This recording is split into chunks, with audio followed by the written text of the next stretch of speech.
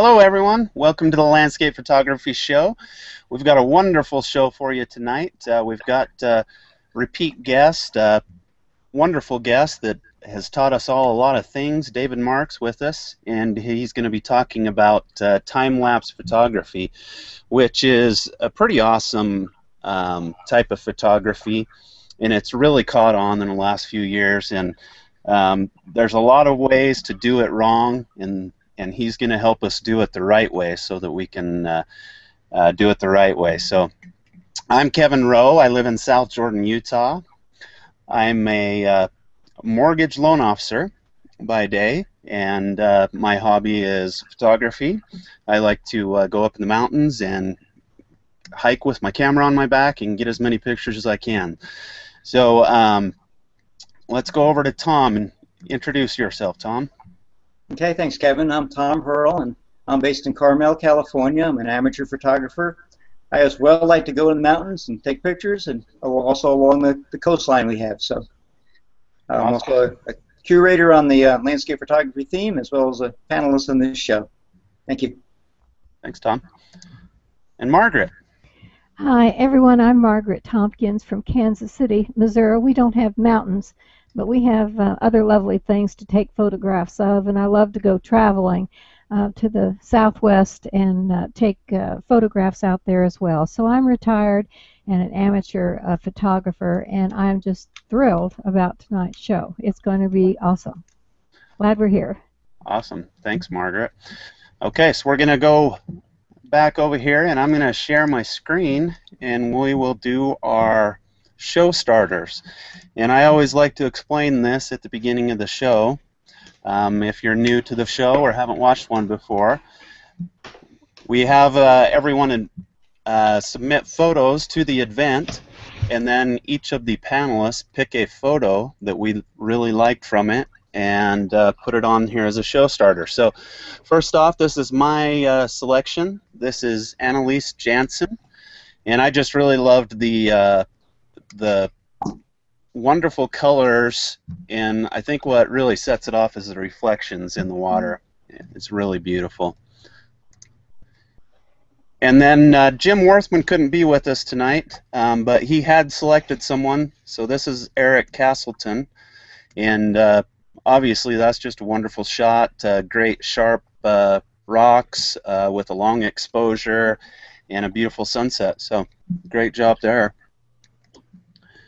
And Margaret, this was your choice. Yes, this is Kyle Jones, and this is Havasu Falls, which is a canyon within the Grand Canyon, and just a beautifully captured photograph. And Havasu Falls had some rough flooding a few years back. That happens down there, and they kind of get washed out for a few years, and then the mineral deposits and everything start building back. So this is a recent photograph, and just an amazing, beautiful job. I love the silky water there, and of course the colors are just gorgeous there because of the mineral deposits. And so just a beautiful job, Kyle Jones. He's an excellent photographer, and just this is a beautiful piece of work.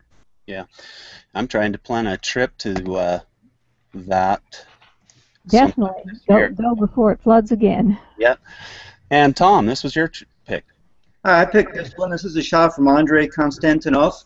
I picked this one just because as landscape photographers, we're usually so careful to get our horizon lined up just perfectly, and we have a level built into cameras and everything. And usually when you're doing mountains or something, you have a little bit of fudge, but when you're doing a seascape, the ocean's pretty flat. So, you know, more than a few degrees out of level will start to bother you. But I really like this shot because the ground looks level, the tree looks fine, but if you look at the background, it's about a 45-degree angle. It almost looks abstract, unreal, and this really appealed to me, so I picked this as my show starter.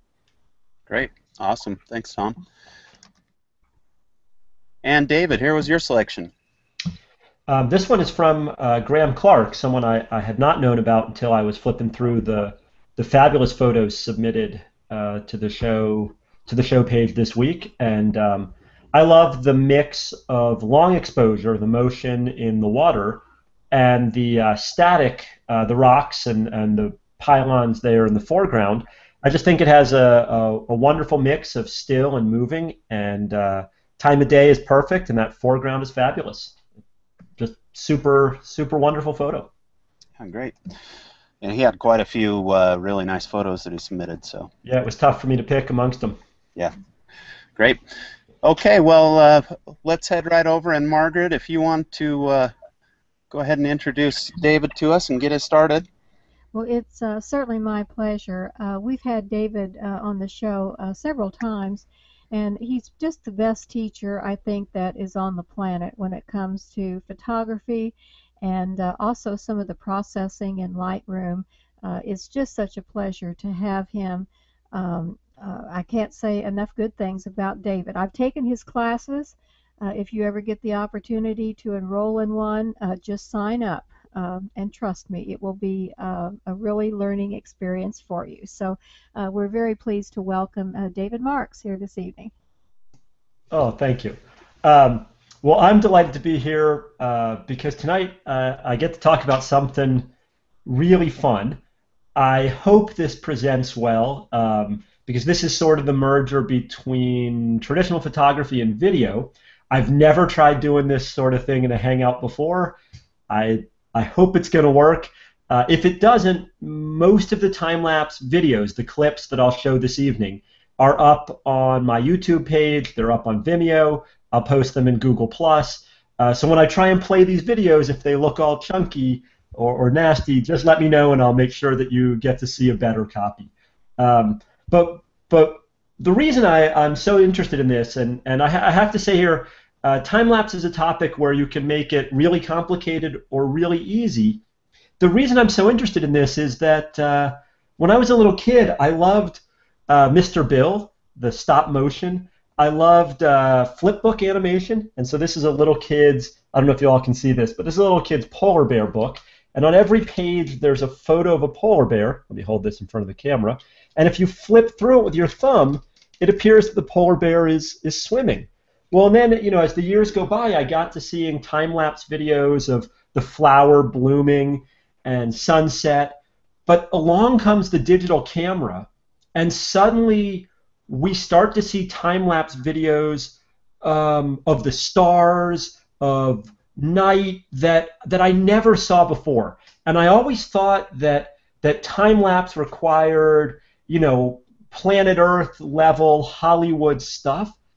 But it turns out that to do basic time-lapse, you don't need anything more than regular old camera, nothing fancy, and a steady tripod, and one more device. And increasingly, this is built into some of the cameras, like the Nikons. So for equipment here, you need a camera, you need a tripod, and you need a way to fire the camera frame after frame after frame. And for this, a traditional cable release, one of these things that you plug into your camera and you click the trigger, this would work fine if you're willing to stand there and click the trigger again and again and again. Now, you might ask, well, why couldn't I just push the button on the top of the camera? But the problem is if you push it and you make the camera wiggle, then your video is all wavy and it kind of makes people seasick when they try and watch it. We want perfectly still, for basic time-lapse, we want perfectly still camera. So for this, the traditional cable release will work if you're willing to stand there frame after frame after frame. But there's this more advanced cable release. They call them intervalometers, and it's really just a cable release with an extra little chip that has a clock in it. And so I can program this guy to fire automatically every second, every 3 seconds, every minute, every 12 hours. Now, I say that some of us need this. I'm a Canon photographer. Sadly, in the Canon DSLR, we don't have the choice yet of having this built in. But good news for those of you with the more recent Nikon DSLR, like I believe it's the 610, it's built in. So increasingly, you can get rid of this piece if it's in your camera. Now, let me share my screen here, if I can. Please tell me if this fails. Let's see. Oops, hang on one second. Let me bring up the window I want. Give me just a second here. This is the part where I always seem to mess things up. And sharing screen. Now, let's see. Okay. Do you see Amazon at this point? Yes. All right. So if you're a Canon photographer like me, you could buy this Canon TC80N3 timer remote control, and Canon would charge you $129. And my advice is, don't do that. Don't.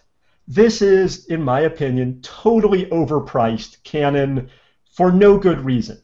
If we did a search at Amazon for its competitors, we'd find that there's one from Polaroid for $30. There's one from a company called Shoot for $27.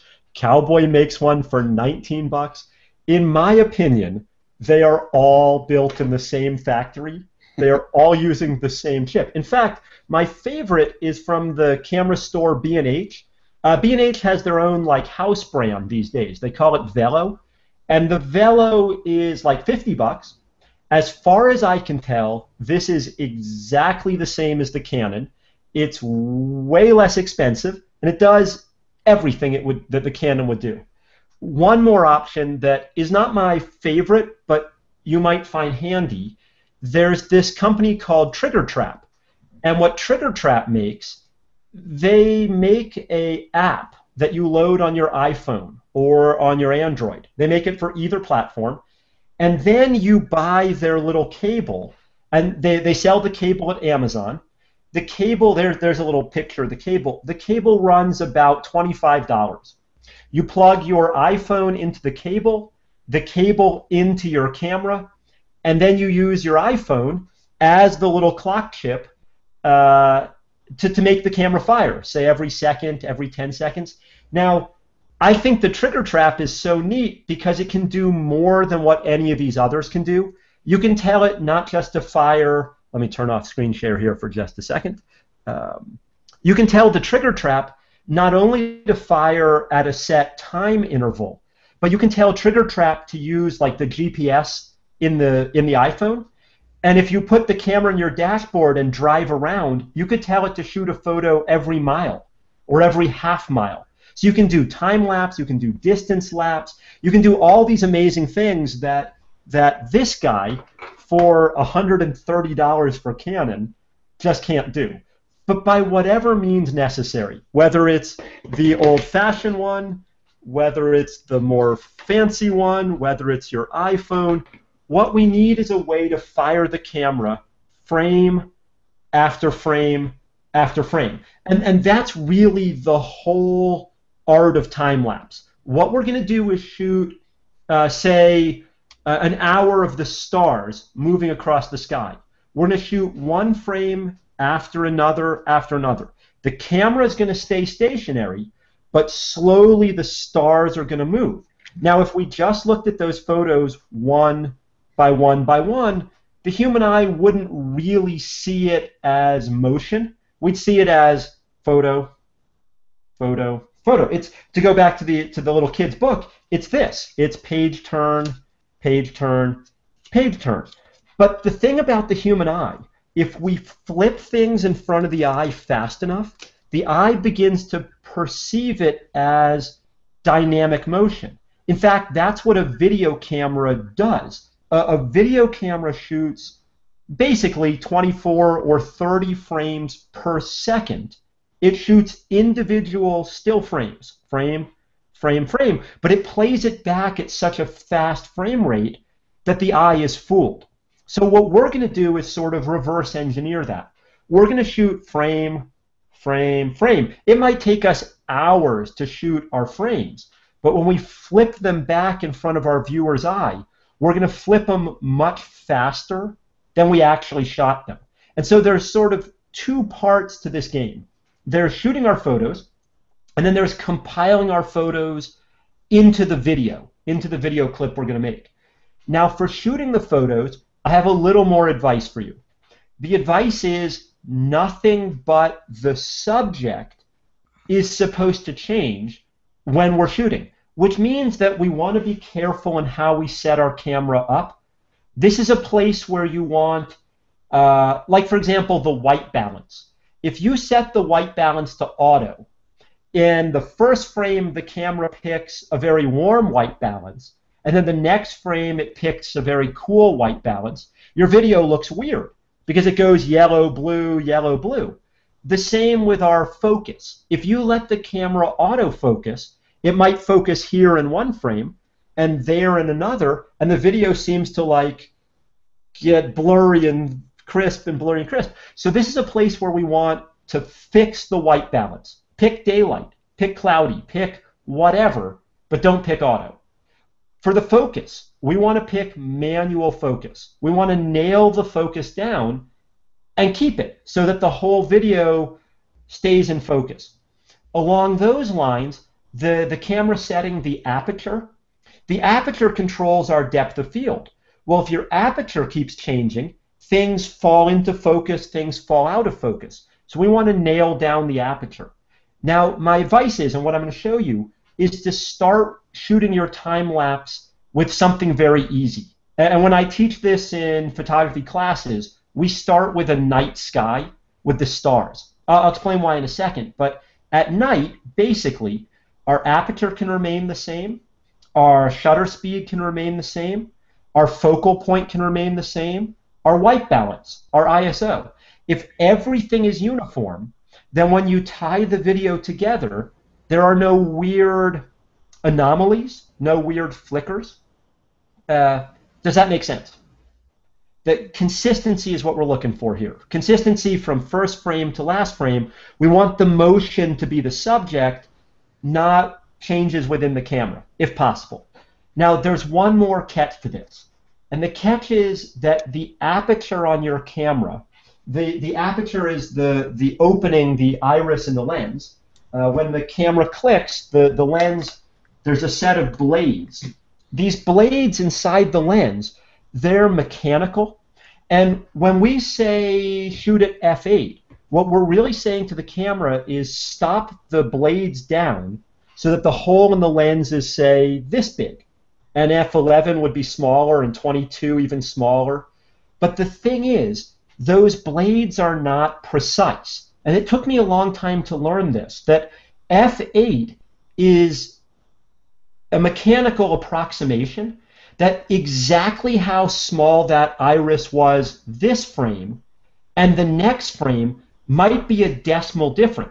Now, in an ordinary photo, what's the difference, right? What's a decimal between this shot and the next shot? But when you run them together as a video, if you had the camera stopping the lens way down, and this time it was this far, and the next time it was a little further, and the next time it was a little less, we get this weird flicker.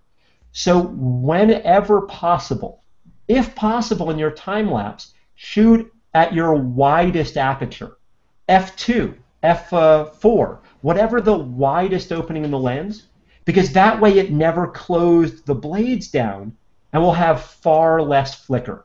Now, this is not always possible. This is an ideal. If you're shooting something that needs a lot of depth of field, you may have to say, well, there's going to be some flicker in my video, but it just has to be. But this is the other reason why I'm suggesting to start with the sky at night, because when we're photographing stars at night, we need the widest opening in our lens to bring in as much starlight as possible. In fact, it's the perfect place where why would you stop down? All you would get if you stop down is less starlight. So, you know, every guest who's been on the show, and there have been some fabulous presenters, Jeff Sullivan, Michael Shainbloom, Jay and Verena, all the folks who shoot night photography, they all basically said, open the lens up as wide as possible. And I'm going to say the same whenever possible in your time lapse, shoot wide open. Now, one last bit of advice here, and then I'll show you how we process and what we do. When we're shooting time lapse, you have to remember that video displays at a different ratio than than your DSLR is going to see. Not to get carried away with math, but the rectangle that an SLR makes has a 2:3 aspect ratio. For those who used to have film, it was basically 1 inch by 1.5 inches. But your television has a very different ratio. In fact, when you rent a video, you know when it says this video has been formatted to fit your TV, or it's letterboxed? That's because in Hollywood, they use a different ratio. It's not 2:3, it's 16:9. And the two do not scale perfectly. You can't multiply 2 by 8, you get 16, but 3 times 8 does not make 9.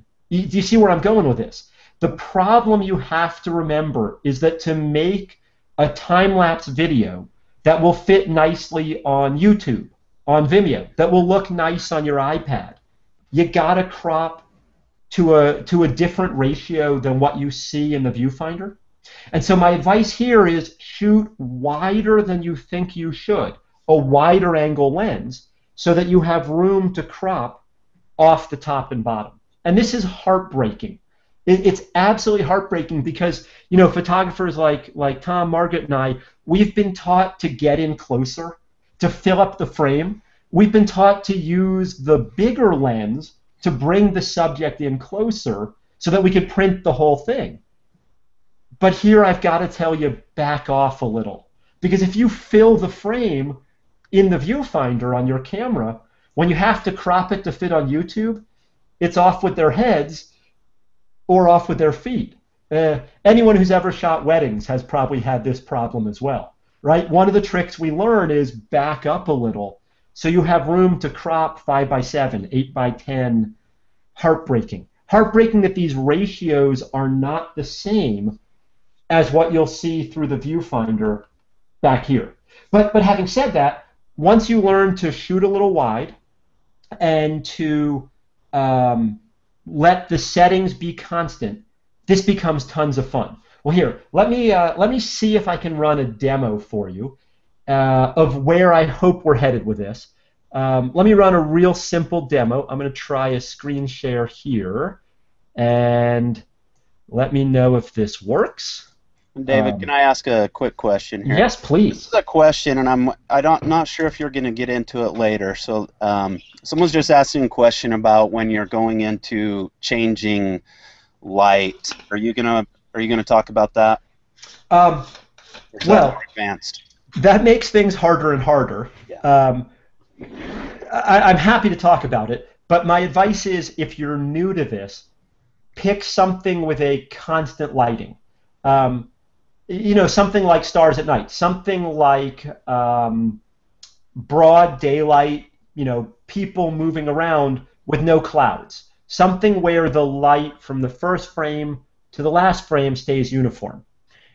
If you decide to go further, my advice is pick something that fades from light to dark, and sunset is the perfect one for this.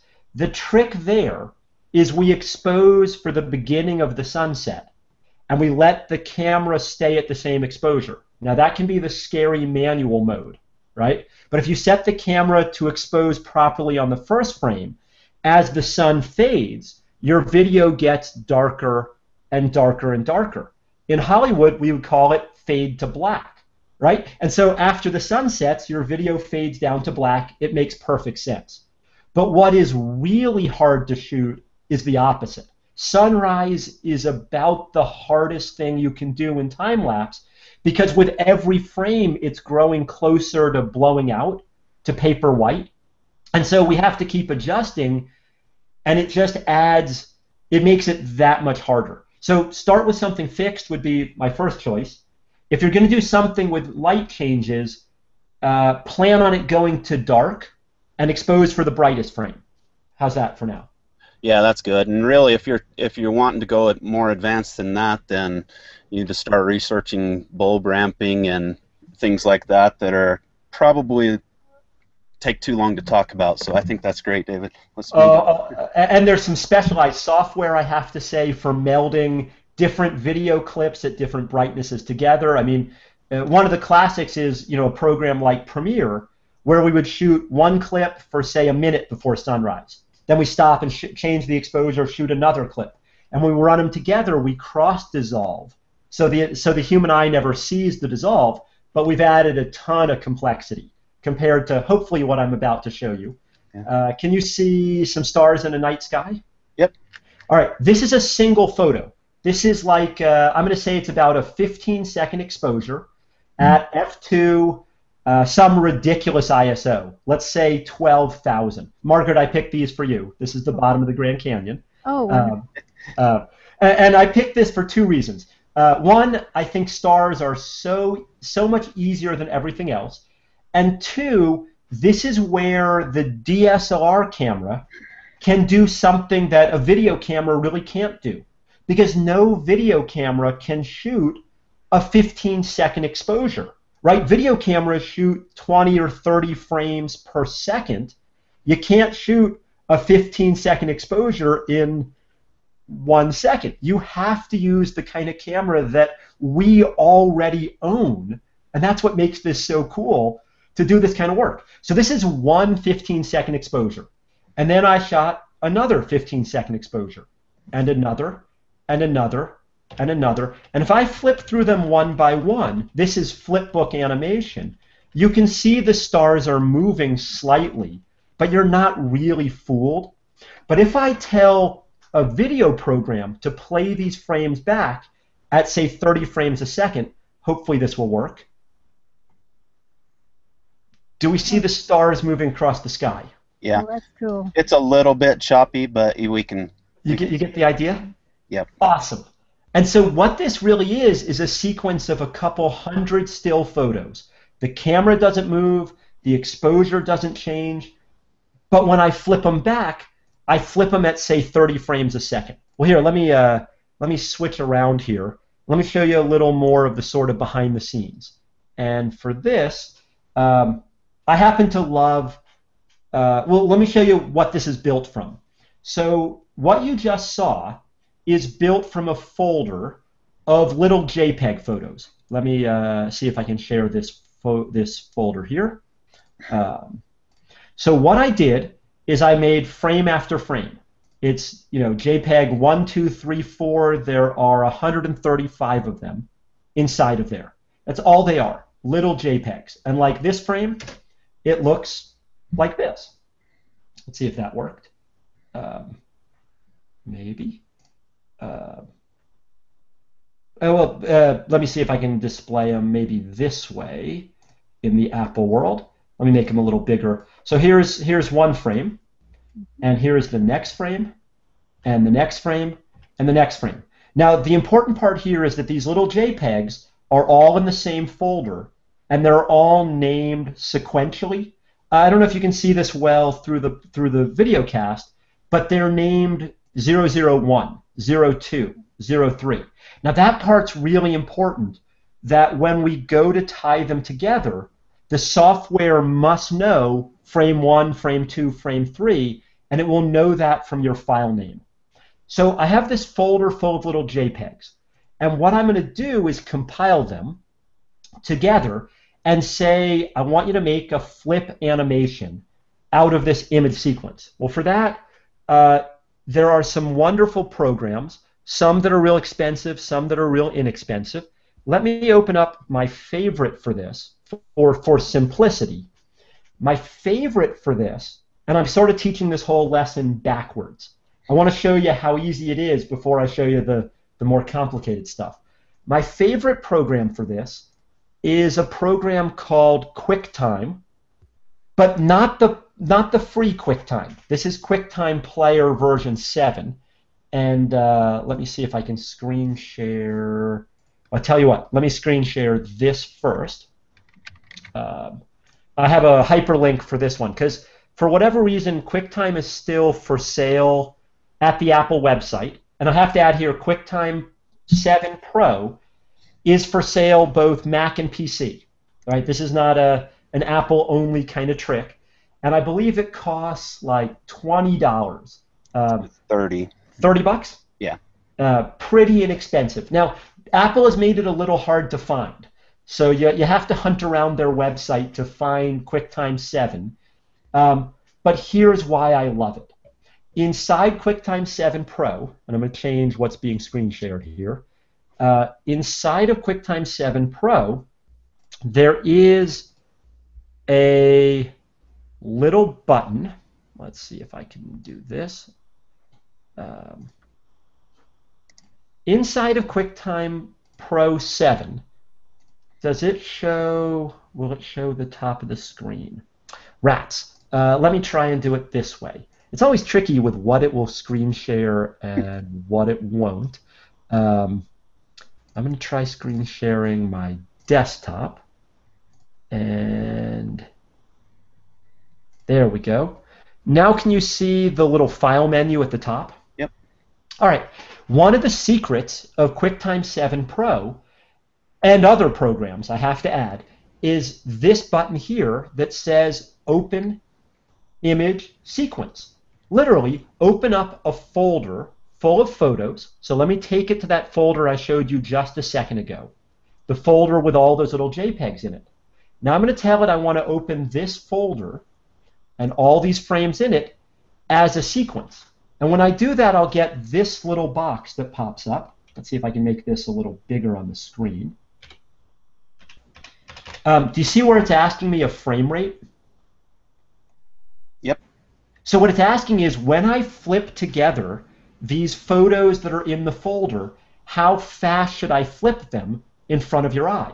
And we get to pick. Should they be 1 frame per second, 10 frames, 15 frames, 30 frames? Now, what I showed you last time was 30 frames. This time, just for variety, let's pick half that speed, 15 frames a second.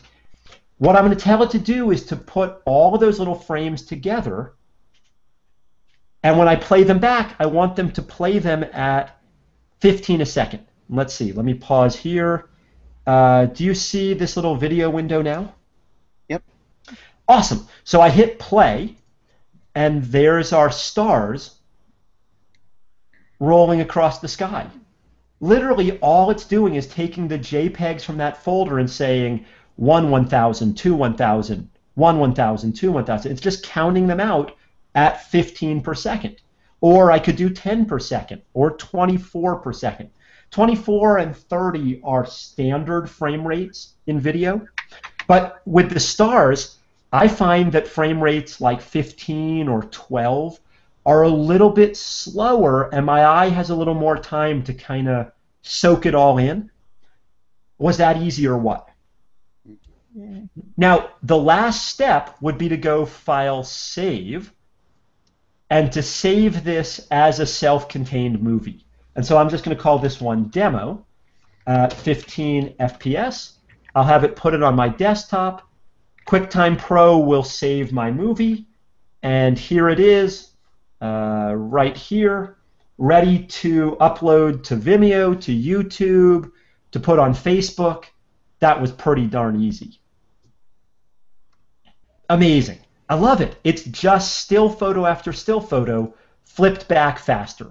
Now, QuickTime Pro is my favorite for this because it costs 30 bucks, and it literally has, like, it's one button easy.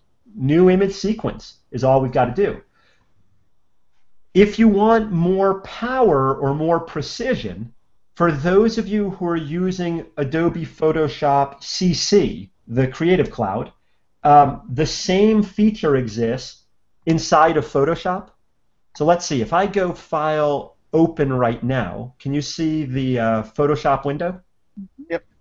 And so I'll go to the same folder, and in Photoshop, there's this tiny little button down here at the bottom of the Open box called Open as Image Sequence. I love that the language is consistent. QuickTime Pro calls it Image Sequence. Photoshop CC calls it Image Sequence. I hit Open, and Photoshop asks me the exact same question. Do I want 30 frames a second? Do I want 24 frames a second? Do I want 12 frames a second? We'll go 12 frames this time. I hit OK, and Photoshop compiles them together into a timeline. Now, Photoshop CC can play video. It can work with video as well as still photography.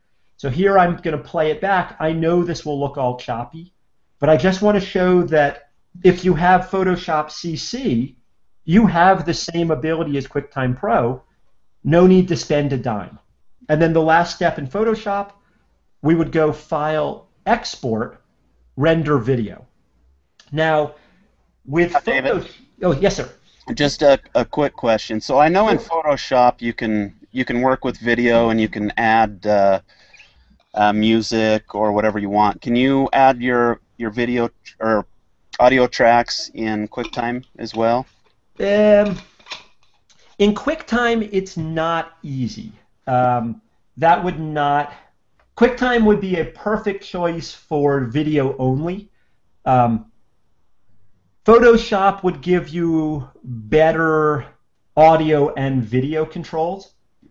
And then we can go from there to a program like Premiere, which gives you even more control over audio or video. But I have to say, let me kill the screen share for just a second here. That doesn't trouble me. You know, having QuickTime Pro and not being able to control the audio doesn't trouble me much anymore, because both YouTube and Vimeo allow you to add audio after the fact. And on this one, I have to say I think Vimeo is the greatest, because Vimeo even has a music store where you can upload your video with no audio and then flip through their music store and say, ooh, that's the song I want. Fade in here, fade out there, and it recompiles your video using licensed legal music from the Vimeo music store. Well. Yeah, YouTube has it as well. But I in my opinion, the Vimeo, their music store is just great. And the reason I say this is, as a photographer, copyright is real important to me. When I put my photos up on the web, I'm happy for folks to see them, but I don't want anyone to use them for their commercial purposes. Well, music is the same. The songs that are on my iPod, on my iTunes, I've licensed them for home entertainment, but I haven't purchased the rights to reuse them on YouTube or Vimeo. Now, I'm not real worried here about the legals. I just think it's, how do I say, backwards ethics for photographers to say, respect my copyright, and then go and use somebody else's music. So what I love about both Vimeo and YouTube, their music store, is I know that it's legal. I know that it's, can I say, respectful of everyone's rights. Now, again, if you're going to play it at home, there's no problem. But posting to the web, we enter this whole other area. Good. Yeah, great. And that was a question from Dean. So hopefully that answered your question, Dean. So Dean, I can screen share if you need, but if you hunt around at YouTube or at Vimeo, you'll find this enhance my video button that allows you to add music after the fact. So it's hard to do in QuickTime Pro. It's not hard to do in Photoshop. It's easy in Premiere. But for most of us, I think the way to do it is, can I call it post-production, once it's already been uploaded. All right, well, but I've skipped a step here, because I've skipped the how did I get these photos, these JPEGs, into a folder in sequence. So I'm really teaching this backwards. I've got my compiler, QuickTime Pro, Photoshop CC. I've got my folder full of JPEGs, but that's not what came out of my camera. So for this is where a program like Lightroom or the Adobe Bridge is so wonderful. So let me open up Lightroom here and screen share. Let me try and screen share Lightroom. Give me just a second here. All right. If all is working the way I hope, now you're seeing the inside of my Lightroom catalog? Yes. Okay. So and just for variety, let me change from these Grand Canyon stars that we've been seeing. Let's do a different sequence. These are Aurora, the Northern Lights, the Aurora Borealis photos.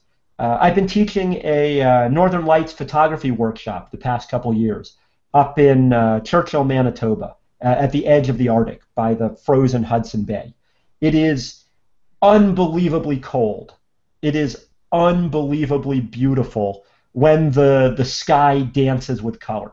And it's the perfect place to me where a single photo of the northern lights is nice, but watching them move and wave across the sky, watching the way they get brighter and darker, is the perfect use for time lapse. And it's something that is relatively easy for my camera to do. Like if we look at the shutter speed here, it's 30 seconds at f3.2 at ISO 12,000. And every one of these frames is exactly the same. I have that intervalometer firing the camera frame after frame after frame. It's the northern lights that move and the stars, not the camera. Well, but these are raw files. And I have to admit, for the purpose of demo this evening, I have made them very small raw files, but they are raw files. Well, I can't compile together a sequence of raw files. I need a sequence of JPEG files. So what I do is I bring this whole folder full of images, 120 of them in this case, into Lightroom. In Lightroom, I'll go to the Develop module on the first frame, and I'll tune it up. And I'm just going to do some quick and dirty tune-up here. I'm going to pick a better profile. I'm going to use Lightroom's amazing lens correction tools. I'm going to change the exposure. Let's make this a little darker. Let's bring our highlights down, our shadows. Let's make it look more like night. And what it needs is a much bluer white balance. It needs a whole lot more color. It needs some contrast. Let's see. We need to make it look like a night sky. There we go. Now we're starting to see the aurora. At least I am. Hopefully you are. And it needs a whole lot more saturation in those greens. Something like this. Let's see. A couple more little tweaks here just because I'm slightly obsessive about these things. And a little more clarity. Now, David, we can't see any of your controls. Is that... Oh, apologies. I don't know if you meant us to be seeing then. I'm we glad can see you your adjustments, but... Glad you said that. Well, let me work on that real quick, but how about... let's see. Let me try this one more time. Why is that? While you're pulling that back up, there's a question. When you mentioned Premiere, do you mean Premiere Elements? I think both, right? Ooh, I'm afraid I have no experience with Premiere Elements. I have the full Creative Cloud suite, and Premiere Elements is not part of the full package. But also, I don't think they've ever released Premiere Elements for the Mac. I want to say it, for whatever reason, it's Windows only. So it might be. I'm sure it has music capabilities, though. I would bet it does, but I'm afraid I can't answer that. I've only worked with the biggin. Yeah. Now, why won't it show my controls? Well, I'm not going to sweat it. Yeah. If I showed this, you can see, I hope, the before and after. Yep. The before is kind of flat, kind of muted. The after, I hope, is way more colorful. I'm going to overdo it here. The aurora really pops, I hope. Yep, definitely. Okay, well, here's the thing. If I had to tune up every one of these frames, one by one by one, this would be a nightmare. But this is where a program like Lightroom or Bridge is so wonderful, because in either of these programs, we can copy and paste. We can take the settings from one raw file and apply them, copy and paste them onto all of the others. Now, in Lightroom, there are a number of ways of doing this, but I think perhaps the most straightforward is literally right-click, go Develop Settings, Copy Settings. So I'm going to tell it to copy all of the settings from that first frame. I'll go Copy. I'll go Select All, and then I'll go Paste to say paste these settings onto all the others. And when I do that, all of them will now have the same look as the first one. And what I hope you'll see, if all goes according to plan, I hope you'll start to see each one of these looking like the first one. that they should all get that blue color cast. They should all get that increased saturation. Flip, flip, flip, flip, flip is how it's supposed to work. Now, this is again where Lightroom and Bridge are so wonderful, because we can work on our photos as a batch in bulk rather than having to go file open, change this one, file save, file close. I hope on your screen now they all have sort of a blue night feel. They do. Yep. Now, David, when do you worry about your aspect ratio? Would you want to crop at this point? Well, that's the next step, and this is the heartbreaking step. What I didn't do before was crop this. So what I really should have done is I should have gone to the develop module, and I'll do that now. I need to get out the crop tool. Now, I wish I could show you. I regret that for whatever reason I can't show you the sidebar. But in Lightroom's crop tool, there is a feature called aspect ratio. And I need to pick the 16:9 ratio, because that's what video shows at. Now, you might not be able to see the panels where my controls are, but I'm hoping that you can see this little frame that Lightroom puts around my photo, the crop frame. Yeah, we can. And this is the part that's heartbreaking, because what I really want to do is show as much of the aurora and the sky. But the problem is that crops my trees in an awkward way.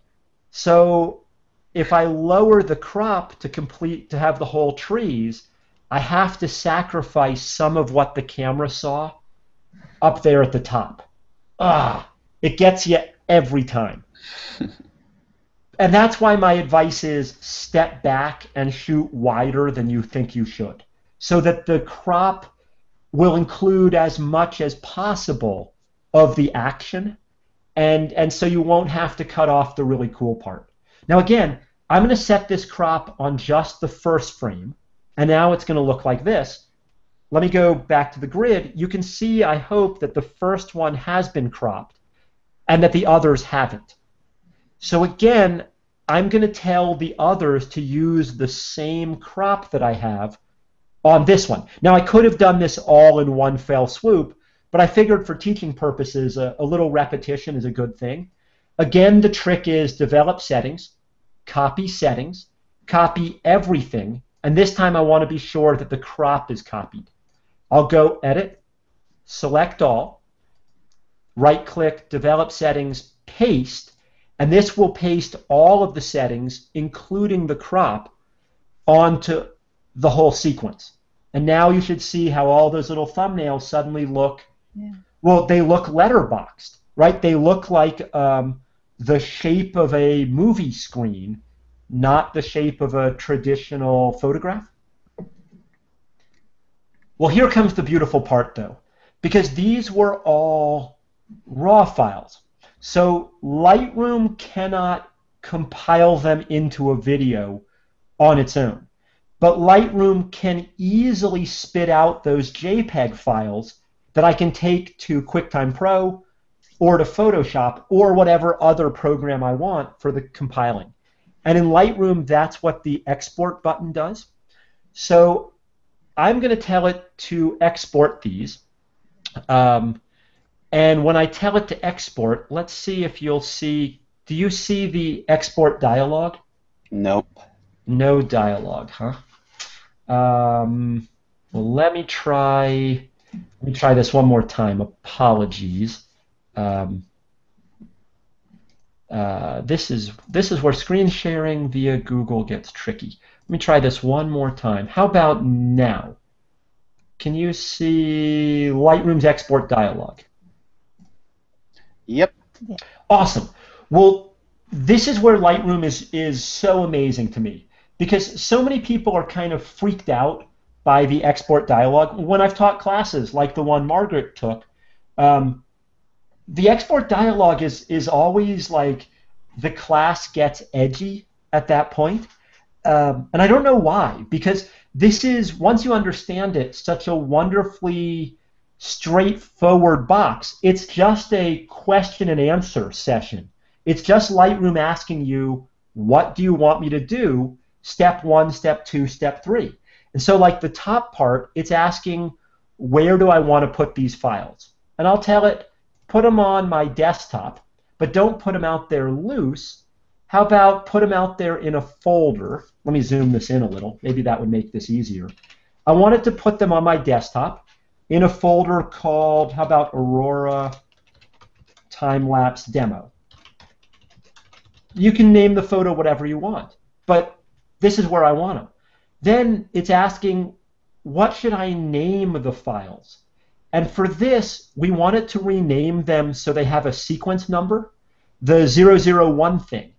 And in Lightroom, this is really, really easy. It's easy for me to tell it, export them and name the first one 01, the second one 02, the third one 03. Easy. For the file settings, we want JPEG files, sRGB. If you're concerned, you could do them at maximum quality, 100%, though I think that's probably overkill if each JPEG is only on the screen for, I don't know, a 30th of a second, a 20th of a second. So I usually compress them a little bit. Something like 70 quality is just fine to me. And then this is the tricky box. I need to resize them. I need to size them to fit what would appear on Vimeo, on YouTube. And this is where there are basically two sizes. What we call high definition is 1280 by 720 pixels. 1280 by 720 is what YouTube or Vimeo would call HD. Super HD is what, 1920 by 1080 is like ultra high def. Your choice, but you gotta play along if you want it to look nice on YouTube with one of those two numbers. And then we can tell it to sharpen if we want. None of these other settings make a darn bit of difference. Let me zoom back out.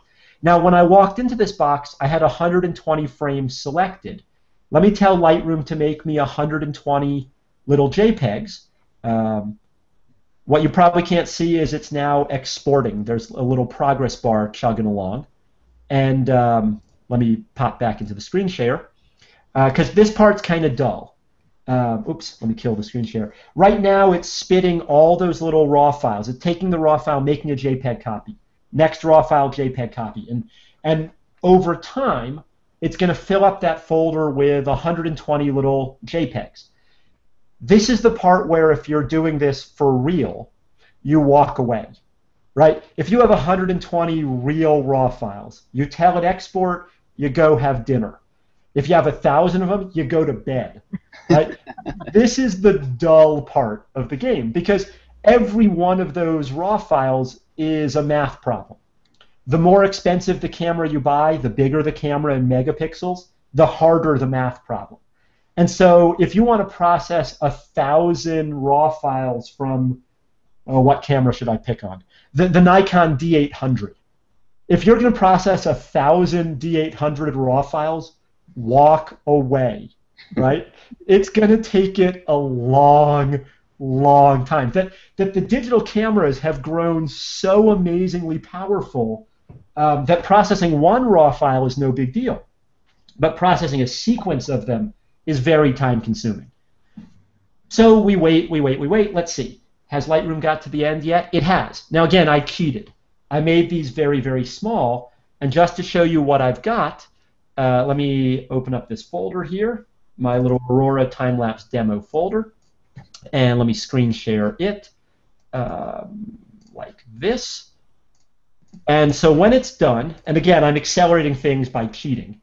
Don't expect your results to be this quick. What I've got is this little folder. In fact, let me get rid of the, well, anyway, what I've got is this folder with JPEG after JPEG after JPEG. And now I just need to compile them. And this is where QuickTime Pro or Photoshop pulls them together. And I'll just cheat. I've already compiled them. I've already saved them. Let me just cheat for you and see if I can show you the finished product here. How about this? Let me just pull this up. And one more change. let's see. So this is what, if I compiled them together, we would get. Let me just flip through them slowly so you can see the aurora moving across the sky. I'll tell it to play it back at, say, full speed, and this is what we get, which is about what the human eye sees. Now, the human eye might see it at a different rate. We might see the aurora moving faster or slower, but the truth is we don't see the aurora frozen in time, right? When we shoot a still photo, we're stopping time. But for subjects like this, where the motion is part of what makes them so fascinating, I think time-lapse is an amazing way to meld photography and video together to create something unique. Make sense? That's gorgeous. If you're interested, on the show notes, I have a whole 3-minute video of different aurora clips put together and tied to music. Call it my Hollywood reel. Questions? Anything else? We have those, and I put those 2 links of yours in our event, but we will also put them in the show notes, and I encourage everyone to go watch them. They're really good. Thank you. Thank you. Awesome. They're great. Awesome. Thank you. I watched them. I loved them. And the only difference there is I built one sequence at a time, this clip, that clip, that clip, and then I took Premiere to put the clips together and to add a soundtrack. So that went, the next step in the building. But literally, it's Lightroom to a folder full of JPEGs, JPEGs to a video compiler, and we've got our time-lapse clip. Yeah. Well, I think it's great the way you've laid it out for us, because I do think that some people think it's a little more difficult than it is, and you made it seem very easy. You gave us all the correct settings, the easiest way to do it. Really, like we were saying, the time that it starts becoming difficult is when you're trying to do changing light and things like that. That can be somewhat difficult, but we wouldn't have time to go into all that for this show. So. Well, here the difficult part is getting to the bottom of the Grand Canyon so you can take your photographs there. Yeah. Well, but again, this is a game where I can show you some other clips. Traffic moving along city streets at night, sunset, all sorts of subjects that have motion lend themselves so beautifully to time-lapse. What doesn't work is photo after photo of something that doesn't move.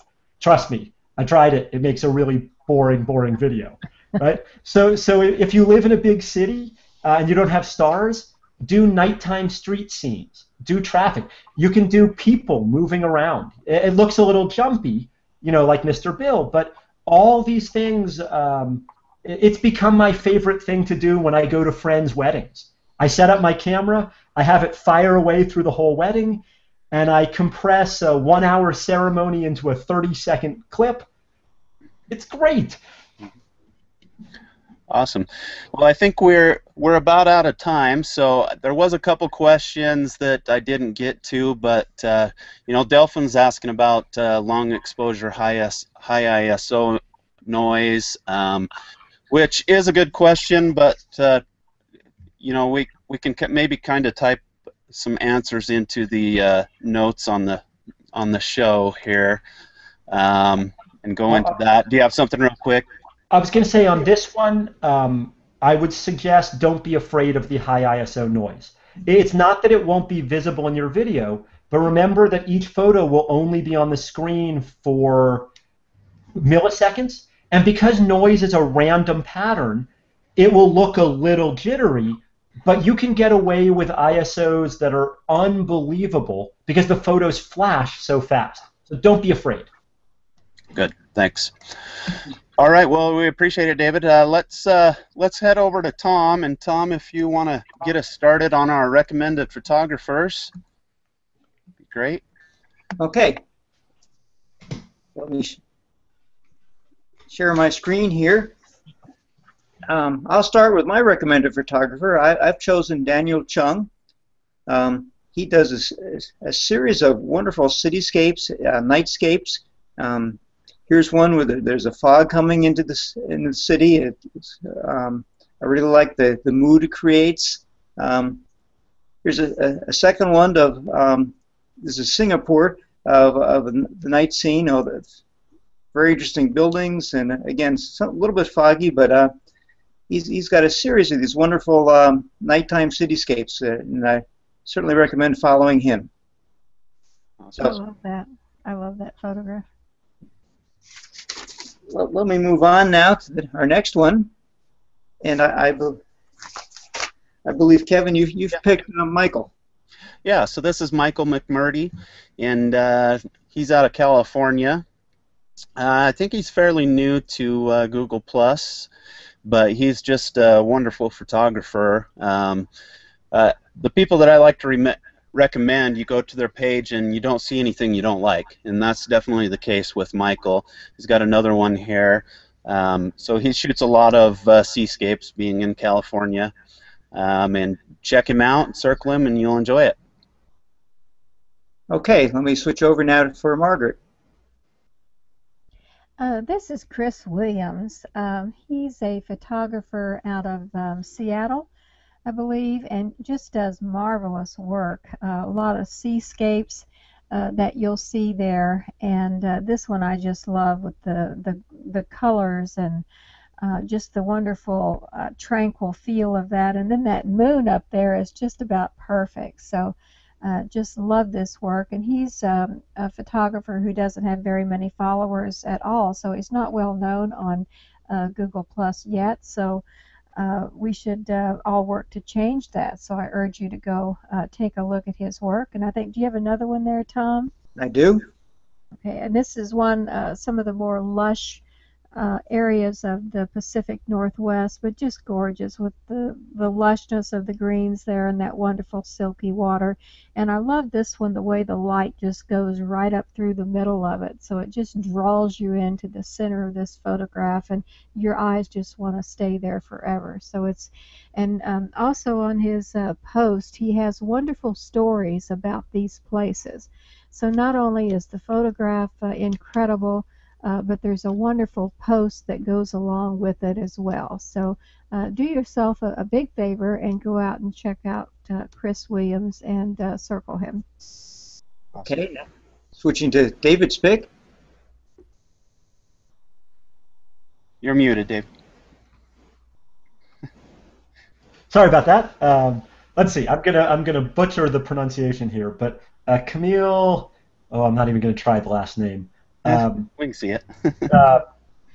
Camille is someone I've actually learned about through my interest in time-lapse photography. That's part of why I picked him for this evening. He is a scientist by training. He lives in the Alps over in Italy, and he does a lot of mountain climbing and night photography and a lot of stuff. He has some amazing time-lapse work that I've seen, and I think these are still frames from some of the extended sequences he shot. And he has great advice both on photography and on time-lapse. And if you click through to his website, which is called Alpine Labs, I believe, he actually has this really neat calculator on his website for how long you can shoot with this camera and that lens before your stars start to get blurry. So there's lots of great stuff, both his photos and stuff on his website. Great. Yeah, I'll have to check out the website. All right. Thanks, Tom. Okay. So just a couple things. Our next show will be in 2 weeks again. We'll have that posted soon. We're still not sure on the topic for sure yet. We're waiting for a couple things on that. We have in the landscape photography community, we have the contest open right now, which is the Blue Hour. Is that right, Margaret? That's right. And Margaret, just quickly, do you want to tell them about the new page for that? Yes, we created a new landscape photography community page to work in conjunction with the landscape photography community. So that's where we're launching our events from for the community. So be sure to circle that new page, and there will be more collaboration between our show page here and the landscape photography theme, as well as the landscape photography community. So I hope all of you go pick out your very best photograph taken during the blue hour and head right on over there and post it. So you'll be sure to be in the competition. And the last couple of contests, you have made it so difficult on our judges, which is wonderful. We love to really make them suffer, and as they have to try to pick between really some extraordinary photographs. So just amazing postings there. So make sure you get yours into that contest. Awesome. Great. Thanks, Margaret. Well, this was a really fun show. We appreciate it, David. And I'm sure we'll have you back. You're one of our regulars, and you do a great job. So until the next time, we'll say good night and see you all next time. Great. Okay, Good thank night, you. everyone. Thank you, y'all.